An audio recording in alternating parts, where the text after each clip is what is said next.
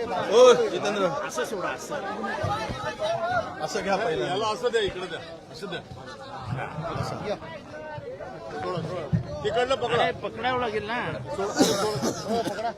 हा करायचं सुरू. चला घ्या सुरू करा हा आज आपल्या सर्वांना माहिती आहे की ठीक आहे, चला रोल रोल हा आज महाविकास आघाडीने हा निर्णय घेतला की आजच्या दिवसासाठी आम्ही जी आमदारांची शपथ असते ती घेतलेली नाहीये, निषेध म्हणून. कारण एकंदर आपण पाहतोय राज्यात जे वातावरण असायला पाहिजे होतं, एखादं सरकार जेव्हा एवढ्या बहुमताने निवडून येतं तेव्हा वातावरण उत्साहाचं असतं, जल्लोष असतो, साजरं करत असतात सगळे. पण कुठेही जल्लोष दिसत नाही, कुठेही कोणी साजरं करत नाहीये.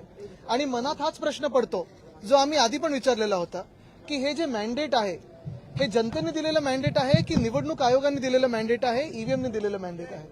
मध्यंतरीच्या काळात आपण पाहिलं असेल, काँग्रेस असेल किंवा आम्ही सगळेच असू, आम्ही वेगळ्या वेगळ्या माध्यमातून निवडणूक आयोगाकडे आमचे प्रश्न उपस्थित केलेले आहेत. जे जनतेच्या मनातले प्रश्न आहेत ते देखील उपस्थित केलेले आहेत. आणि आम्ही राजकीय पक्ष म्हणून जेव्हा असे प्रश्न उपस्थित करतो, तसंच मार्केटवाडी नावाचं जे गाव आहे तिथे देखील स्थानिक जनतेने मॉकपोल मागितला होता. मॉकपोलची पूर्ण तयारी झाली होती आणि हे सगळं निवडणुकीनंतर होतं. म्हणजे निकाल आले होते, तिकडे आपण पाहिलं असेल जिंकलेले जे उमेदवार आहेत, जे आमदार झालेले आहेत, त्यांनी देखील तिथे पाठिंबा दिला होता. कारण हा मॉकपोल जनतेच्या मनात देखील जो शंका आहेत ते उत्तर देणारं होतं. साधारणपणे बॅलेट पेपरवर किती कोण जिंकू शकतं आणि त्याच विरोधात ईव्हीएमवर कसं कोण जिंकू शकतं हे आम्ही अनेकदा दाखवलेलं आहे. मध्यंतरीच्या काळात आम्ही जे पोस्टल बॅलेट ह्याची मतं आणि ईव्हीएमची मतं ह्याच्यातली तफावत देखील दाखवली. पण काल परवाकडे आपण पाहिलं की नुसतं कर्फ्यूच नाही त्या गावामध्ये, तर कर्फ्यूच्याही पुढे जाऊन काल रात्री मला वाटतं काही अटका देखील सुरू झालेल्या आहेत. 20 जणांना अटका झालेल्या आहेत. आणि लोकशाही ज्या माध्यमातून आम्ही जिंकून आलो, बघा आम्ही सगळे जो आज निषेध करत आहोत, आम्ही काही हरलेले आमदार नाही आहोत, हरलेले उमेदवार नाही आहोत. आम्ही जिंकून आलो तरी देखील आमच्या मनात जी शंका ईव्हीएम बद्दल आहे, जी निवडणूक आयोगाबद्दल आहे, ही आज व्यक्त करत आहोत. आणि म्हणून आज आम्ही निषेध म्हणून शपथ घेत नाही आहोत. जनतेचा मान राखून, जनतेच्या मनात जी शंका आहेत त्याचा मान राखून आम्ही आज शपथ घेत नाही आहोत. महत्वाची गोष्ट हीच ठरेल की लोकशाहीचा जो लॉंग मार्च आहे, लोकशाहीचा जो आपण पाहत असाल एक मोर्चा आम्ही हाती घेणार आहोत, इथपासून सुरुवात होते. कारण लोकशाही चिरडण्याचं काम आधी देखील होत होतं. आपण पाहिलं असेल 2014 पासून हळूहळू जे चाललेलं आहे, इन्स्टिट्यूशन्स मारण्याचं काम चालू आहे.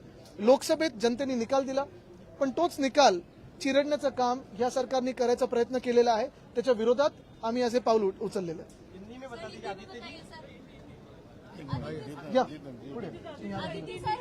बोलेंगे सब भाषा में बोलेंगे. सब भाषा में बोले.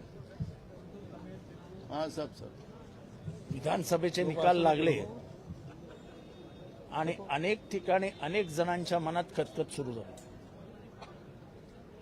ह्या निकालावर महाराष्ट्राचा विश्वास बसेल कसा, असा प्रश्न सर्वसामान्यांना पडला. आणि त्यातनं मार्केटवाडीने एक भूमिका घेतली की आपण पोलवरती मतदान घेऊया, बॅलेट पेपरवरती. बॅलेट पेपरवरती घेत असताना निवडणूक आयोग मध्ये आलं. आता निवडणूक आयोगाचं काम काय, निवडणुका संपल्यानंतर निवडणूक आयोगाचं काम काय. आणि जर मला माझ्या गावामध्ये बॅलेट पेपरवर निवडणूक घ्यायची असेल तर त्याच्यात पोलिसांचा काय संबंध. तुम्ही हे घ्यायचंच नाही. का घ्यायचं नाही, आम्हाला टेस्ट घ्यायची आहे, आम्हाला महाराष्ट्राला दाखवून द्यायचंय काय खरं आणि काय खोटं. हे गावातल्या लोकांनी घेतलेल्या निर्णयावरती वरवंटा फिरवण्याचं काम जर लोकशाहीने निवडून आलेल्या सरकार करत असेल, ते लोकशाहीने निवडूनच आलेले नाहीत. 74,000 मतं जास्त, 5 वाजताचं वोटिंग पर्सेंटेज वेगळं, 1000 नाही 74 लाख 74 लाख. 5 वाजताचं वोटिंग पर्सेंटेज वेगळं, नंतरचं वोटिंग पर्सेंटेज 13% वाढलंय. 13% म्हणजे एकंदर मतदानाच्या 1/4 वाढवलंय. हे 1/4 कुठनं येतात. आणि मी साधा माणूस म्हणून सांगतो की निवडणुकीचं जे मशीन आहे, it is a simple calculator.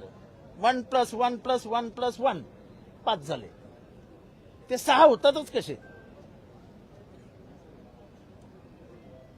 त्याच्यामुळे हा जो काही मी हॅक म्हणणार नाही, पण ही जी काय निवडणूक आयोगाने अरेंजमेंट करून दिलेली व्यवस्थित, त्या अरेंजमेंट बद्दल बोलावंच लागेल. आणि ह्या प्लॅनला उद्ध्वस्त करण्यासाठी जसं महात्मा गांधींनी जेव्हा मिठावरच्या सत्याग्रह सुरू केला तेव्हा मिठावरती टाकलेला कर हा त्यांच्या समोर होता आणि चिमूटभर त्यांनी म्हणजे चिमटीत त्यांनी मीठ उचललं आणि भारताचा इतिहास बदलला. मार्कडवाडी हे आधुनिक भारताच्या मार्ग बदलण्याच्या कामाला सुरुवात करेल.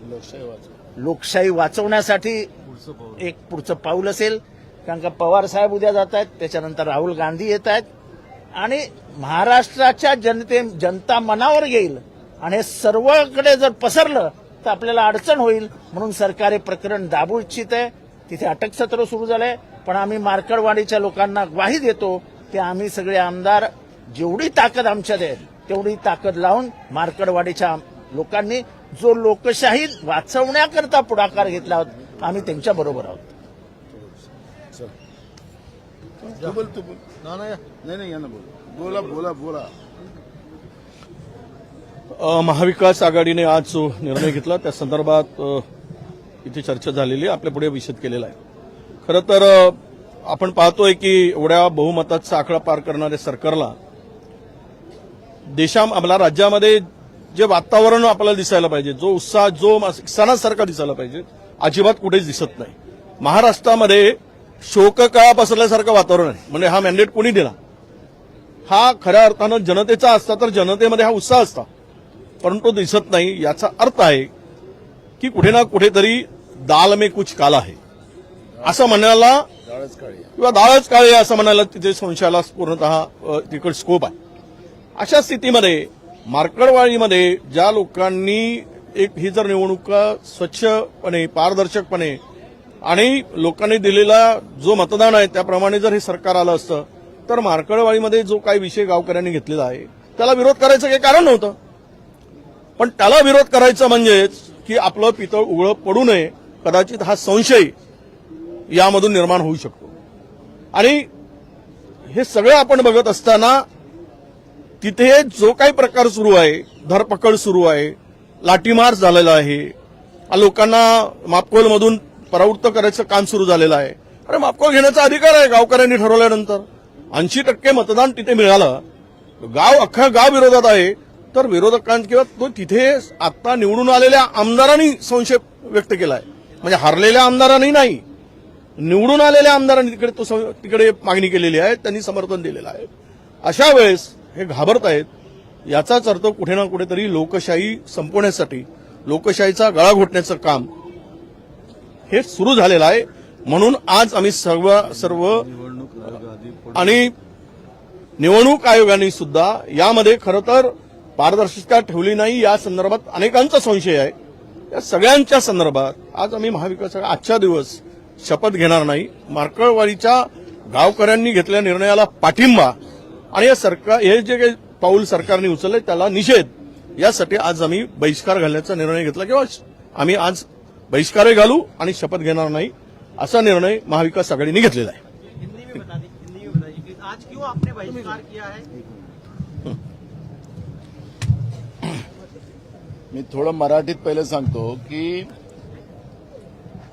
मताचा अधिकार हा लोकशाहीतला सगळ्यात महत्वाचा व्यक्ती स्वातंत्र्यातला भाग आहे. पण आता निवडणूक आयोगाच्याच माध्यमातून मशीन हॅक करतात की आपण जे 76 लाख मतं या अंधारात त्यांनी मारून घेतलीत. या सगळ्या माग मोठं गुपित आहे. दाल में काला आणि डाळच काळी आहे. आणि मताचा अधिकार जेव्हा गायब होतो तर आपण पाहिलं असेल की दिल्लीच्या सीमेवर पोलिसांनी शेतकऱ्यावर कशी लाठीमार केलेला आहे, अश्रुधुराच्या कांड्या कशा सोडलेल्या आहेत, बेरोजगार पोरांवर कशा लाठीमार चाललेला आहे. एकीकडे भारतात आपण लाल बहादूर शास्त्रींनी जय जवान जय किसानचा नारा दिला, पण आज मोदी सरकारमध्ये जवानांनाही मारलं जाते आणि शेतकऱ्यांनाही मारलं जाते अशी परिस्थिती आपण पाहतोय. जिथं मताचा अधिकारच संपुष्टात आला तिथं लोकांना गुलामगिरीसारखं वागवलं जातं. हे चित्र आज आपण राज्यात आणि देशात पाहतोय. मार्कडवाडीचाच एक उदाहरण नाही तर महाराष्ट्राच्या जनतेच्या मनामध्ये हे सरकार कसं आलंय आणि कसं एवढा मोठा चमत्कार झाला आणि एवढी मोठी लोकप्रियता कुठून यांच्याजवळ आली अजिबात हे विश्वास कळायलाच कारण नाही. आणि म्हणून मार्कंडवाडीने जे सुरू केलं ते महाराष्ट्रातल्या जनतेच्या मनातली गोष्ट सुरू केली आणि महाराष्ट्रातल्या जनतेलाही वाटतं की आम्ही आमच्या गावामध्ये आता मागफोल केलं पाहिजे आणि गावागावामध्ये या पद्धतीचा उठाव लोकांमध्ये झालेला आहे. आदित्य आणि जितेंद्र आव्हाड साहेबांनी जे सांगितलं त्याप्रमाणे आम्ही निवडून आलेले लोक आहोत, पण आल्यानंतरही सुद्धा जनभावना ज्या महाराष्ट्रातल्या जनतेच्या आहेत त्या माध्यमातून आम्ही आज ओत घ्यायची नाही, घ्यायची की नाही घ्यायची त्याचाही निर्णय आपण अजून आम्ही घेतलेला नाही. उद्या आज आता आम्ही इथून उद्धव ठाकरे साहेबांकडे जातो, तिथं आम्ही चर्चा करणार आणि शरद पवार साहेबांशी बोलणार, राहुलजींशी पण आम्ही बोलणार आणि या माध्यमातून आम्ही निर्णय करायचा आम्ही ठरवलेला आहे. महाराष्ट्रातलं हे सरकार जनतेतलं नाही, जनतेतलं राहिलं असतं तर राज्याभिषेकासारखा सोहळा करून करोडो रुपये अरबो रुपये जनतेचे खर्च केले नसते आझाद मैदानावर. हे सरकार आपली खुशी आपण व्यक्त करते असं चित्र आपण पाहतोय. एकीकडे शेतकऱ्यांच्या आत्महत्या चाललेल्या आहेत, पण इथं तरुण आत्महत्या करते आहेत. 773 शेतकऱ्यांनी नागपूरच्या भागामध्ये आत्महत्या केल्या आणि राज्याभिषेकासारखा सोहळा शपथविधीचा या महाराष्ट्रामध्ये होत असतील आणि लोकप्रतिनिधी म्हणून आम्ही या सभागृहात येत असताना या सरकारचं कौतुक करायसाठी आम्ही आलेलो नाही, जनतेचा आवाज घेऊन आम्ही आलो आणि आता ज्या जनभावना आहेत त्या जनभावनेचा आधार घेऊन आम्ही आज शपथविधी न घेण्याचा निर्णय आम्ही घेतला. घ्यायचा की नाही घ्यायचा तोही निर्णय आम्ही अजून ठरवलेला नाही. त्यामुळे या सगळ्यांवर वरिष्ठांशी चर्चा करून आम्ही नंतर निर्णय करू अशा पद्धतीची भूमिका आम्ही घेतलेली आहे. महाराष्ट्र में जो विधानसभा के जो चुनाव हुए, चुनाव के बाद महाराष्ट्र में जो स्थिति बनी हुई है कि जनता को नहीं लग रहा है कि सरकार हमारे वोटों से आई है और इससे लोग जनभावना जो है जो मार्कंडवाड़ी में जो शुरू हुई वो पूरे महाराष्ट्र की भावना है. और आज मॉक पोलिंग को भी अगर चुनाव आयोग विरोध करती है, सरकार विरोध करती है, तो उसके पीछे का कारण ही है कि ये सरकार गड़बड़ी से आई हुई है, लोगों के वोटों को चुरा के आई है, ये साबित करती है.